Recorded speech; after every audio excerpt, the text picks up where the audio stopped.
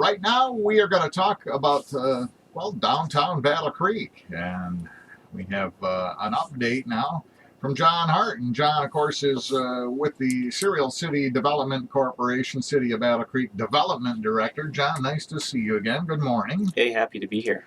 Yeah, we heard some news just, I don't know, just a couple of days ago that another eatery moving into downtown Battle Creek, Jimmy John's. Yeah, we have Jimmy John's coming in. It's been sort of a long process to get that to close. It's been an exciting ride the whole way, and we're excited to have them there. They're going to be a great feature downtown. Capitol Avenue is a very busy street, and I like to talk to people and say, you know, imagine a bank. A bank is something that you don't go to very often. But an eatery, Jimmy John's, is something that some people frequent a couple times a week. So you're going to take an empty parking lot and probably double or triple the amount of people that are downtown.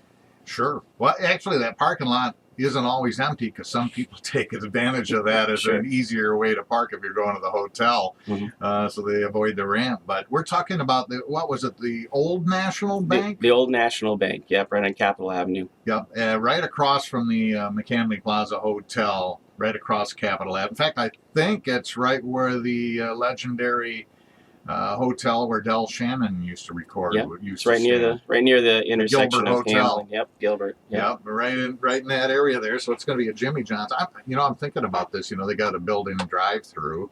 Will they put a sub sandwich in one of those canisters and shoot it to you? Right.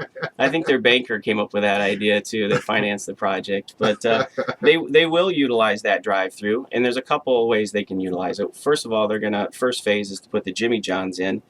And it is a local franchisee. Yeah, it's a local owner. They got one out on the Beckley corridor. They do, yep. And they've also bought some property here in town and are expecting to move here and build a new house. But separate from that, in the facility that they're moving into, they're going to be able to have delivery by bike, also a drive-through, and then the facility on the second phase will allow them to build out a space for potentially a coffee shop and maybe potentially a bakery or something like that. So at least 2 more merchants will be able to fit retailers in that space with them.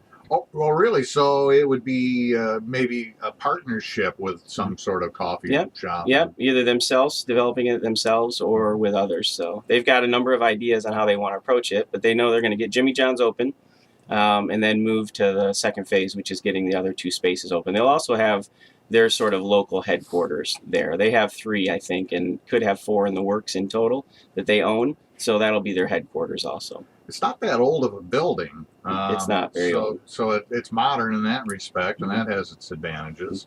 Well, great. Do they have a target date when they might be selling sub sandwiches out of there? Well, I think they said, let's see, July, I believe July, because June is when Big B opens downtown, and July would be Jimmy John's. Well, let's move on to Big B. Where's that going to be? So Big B's at McCamley Plaza, right on Festival Market Square, and it's soon to be open. They're taking applications now, and that's also a second location by Big B's. So, I mean, there's a number of Big B's, but this particular one is owned by the same gentleman that owns the one on Columbia Avenue. Right, out on Columbia Avenue, out toward the Meyer and out in that area. Right, and then the other Big B's owner has one opening, I think, up in Penfield. In Penfield, yep, so, down near Bailey Park. Yeah, those franchises are definitely growing. Well, last time I ran into you, John, it was the opening day for BC Cargo, and it was a fine opening day. There were 7 cargo containers down there for small businesses, and every single one of them is full. They are full. It's been a good soft opening in May.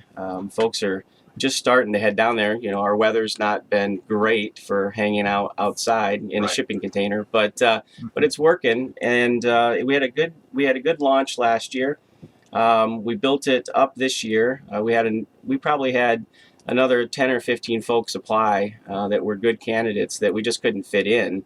We're trying other ways to help fit some of those folks in through pop-ups in tents, also in the interior of the space. So people could just put a pop-up tent there and, and sell their wares right there in the And the more the merrier, because the more places you have there, the more it becomes a destination, I think. Yes, it's much like any strategy you'd use to do an entire downtown with stores, right? It's critical mass, so you have to create a shopping experience or a dining experience, and the more the merrier, because competition is good, amongst retailers and merchants, because it brings you to your A game. You know, you start to refine what you offer and the service you provide. So it draws more people.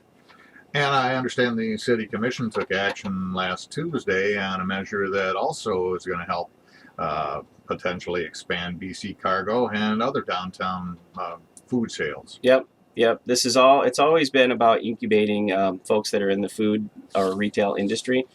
We found when we launched BC Cargo that there was a lot of people interested in food. In order to get them started, it takes a couple steps. And so the way we see it, the continuum is, first of all, you can work out of your home and you can use the cottage law to package and sell food. Mm-hmm. But then once you advance that, you need to go to a commercial kitchen of some sort in order to get it into retailers or that sort of thing. And then the shipping containers have created a space where people then can try their hand at maybe being a restaurateur, right, or a small food producer seller. But you have to have a commissary kitchen or a commercial kitchen to work out of. And then, the next step would be then maybe headed to the farmer's market with under a special permit, or out of your commercial kitchen, or down at BC Cargo with the shipping container. And the way you might facilitate that is in a food truck or a food cart. Yeah, food cart. Now, I think we know what that means, but is that like the portable hot dog stand Right. that they have you see on the It is. New York City Yep. streets? At the smallest, it's that little hot dog cart, that's 2 foot by 3 foot with the umbrella on it, and you're getting steamed hot dogs out of it. To the larger version that you might see in New York City or Chicago or St. Louis, where it's like an enclosed cart. And so right now we're getting 2 of those to have down at BC Cargo, and ours are sort of a hybrid. They're bigger than your typical hot dog cart, but not entirely enclosed. They have a steel kind of canopy over the top of them, and grills, and refrigerators, and hot water on demand. So are these units then that the city has actually purchased Yep. that people will rent? Yep. So we've purchased one. We've got a second on order. And the first one that we purchased, Torty Taco's going to come downtown at BC Cargo and be there. Yeah.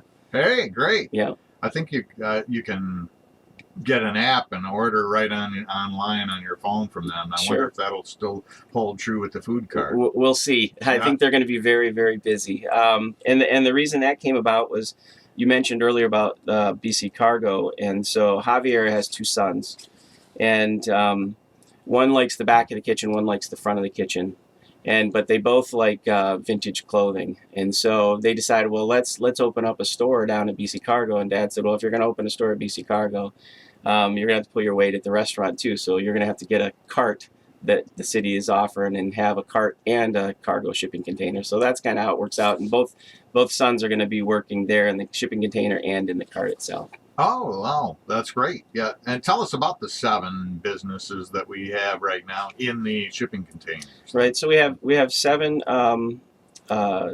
units, and it's a split between sort of food and retail this year. So we have AWOL, which is won a Sisters in Business competition in Battle Creek, and something we sponsored also here during the winter.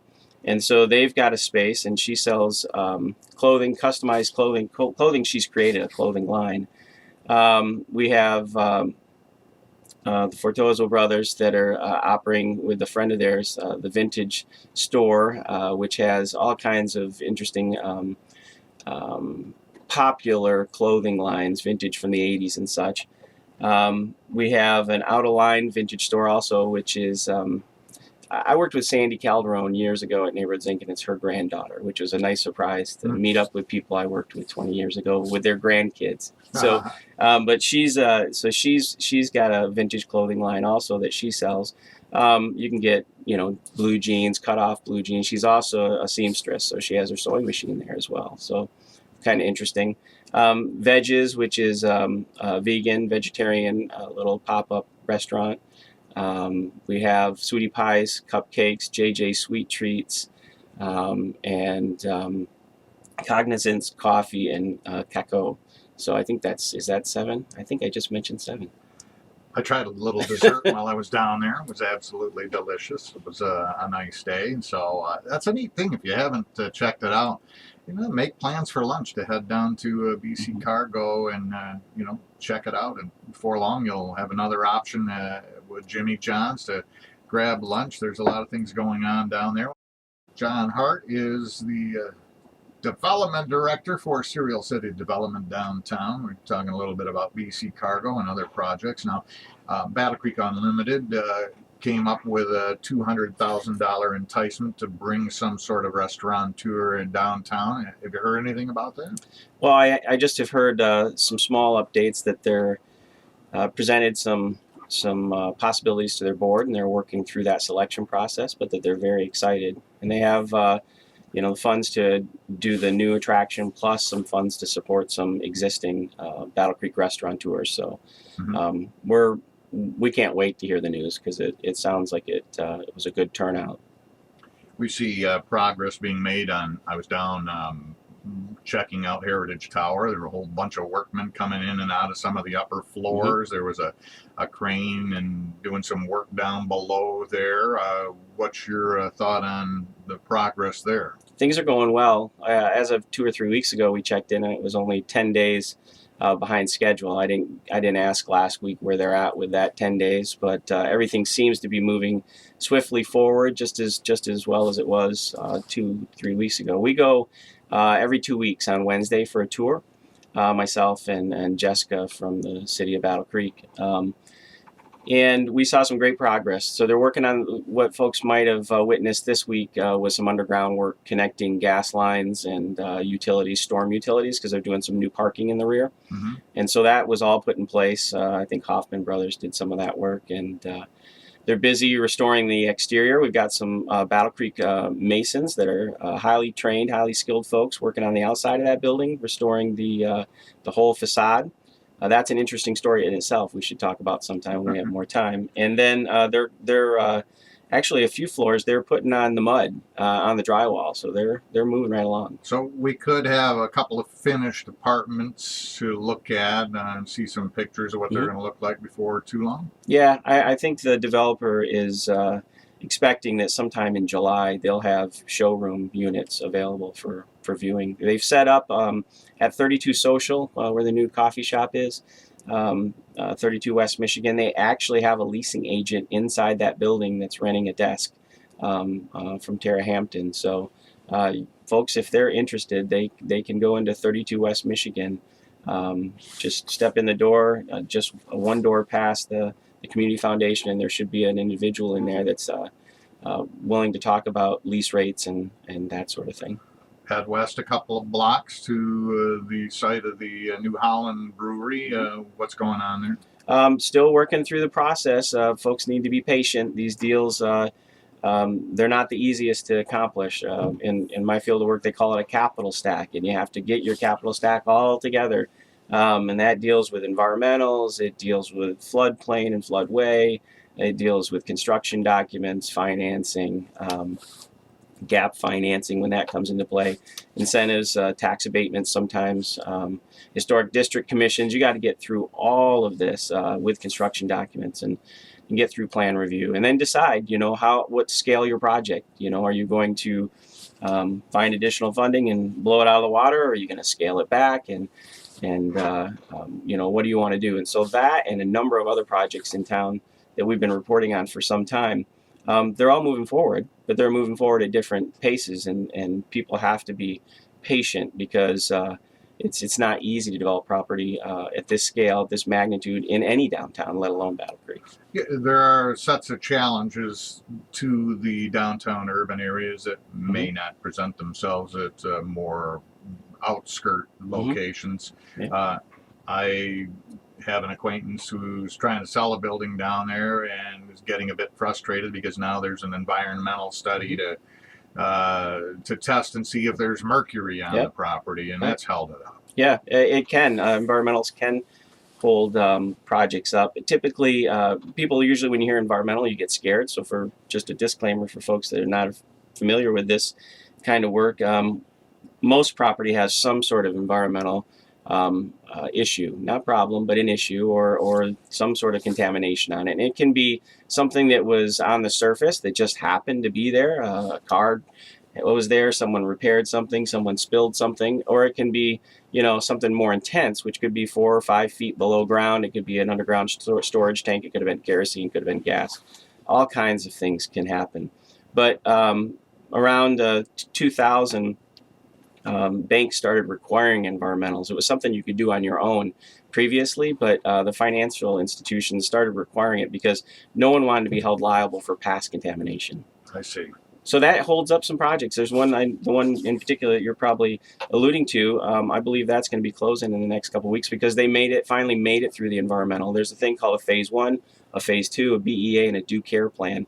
And the phase 1 on a property is just a historical look at the property to see if there might be potential reasons to think there could be contamination. And if that's $2,500 to $5,000, if you can get past that without anything, that's done. You're done. $5,000 in before you buy a property.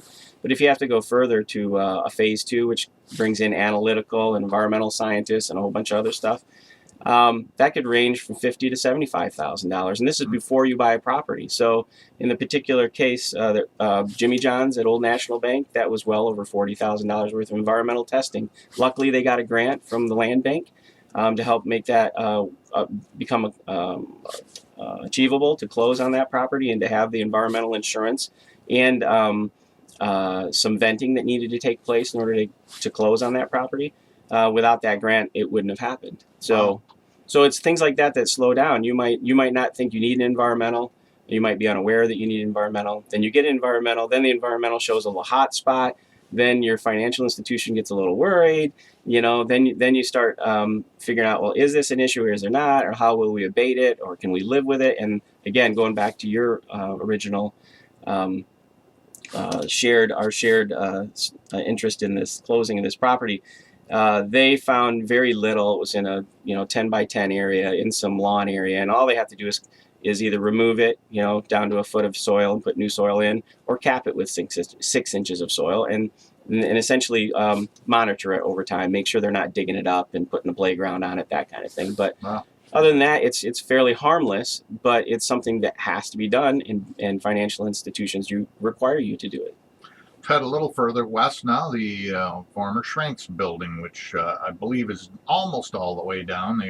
They started that a couple of weeks ago or a week and a half ago and got it down. What's up with that? It's getting closer. So again, that's under a contract with BCU and ownership of Battle Creek Unlimited, and they went through a tricky process of taking one building down next to another building. So there's always going to be issues when that happens. It's a tenuous situation when one building's attached to another.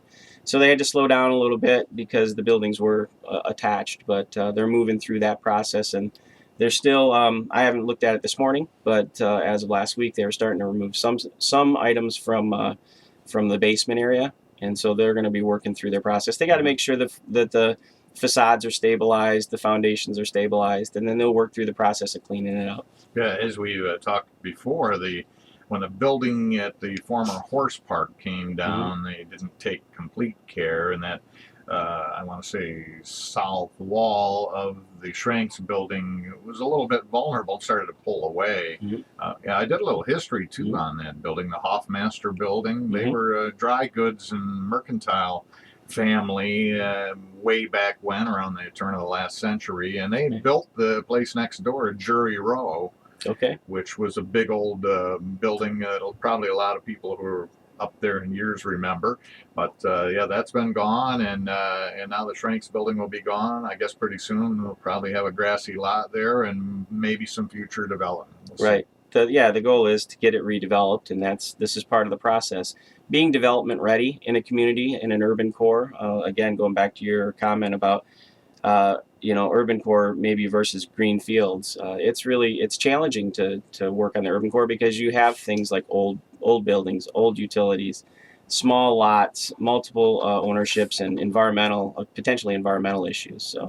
So John Hart, before we sign off, anything else that we need to know about? Anything on the horizon that's coming up? Well, we do have a few more. So you're just going to have to stay tuned. I'll be back in sometime to talk to you about the climbing gym and commissary kitchen at the arena and all kinds of other fun things. All right. We'll have you back soon. Maybe we should just make it a regular date. There you have it. John Hart, the Development Director, City of Battle Creek, Serial City Development Corporation.